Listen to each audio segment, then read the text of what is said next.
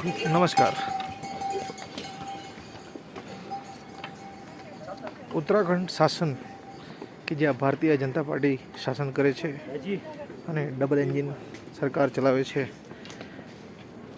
તેમણે double engine સરકારના નામે વોટ તો મળી લીધા, પરંતુ તમે જોઈ શકો છો કે રસ્તાઓ કેટલા ખરાબ છે.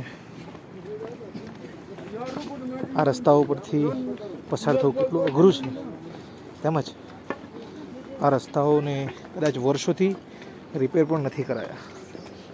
તો હવે જનતાએ જાતે સમજવાની જરૂર છે કે તમે જે હિન્દુત્વના નામે મત આપો છો તે મતો ફક્ત રાજકીય ઉપયોગ થાય છે, પરંતુ તે વિસ્તારના કામો થતા નથી.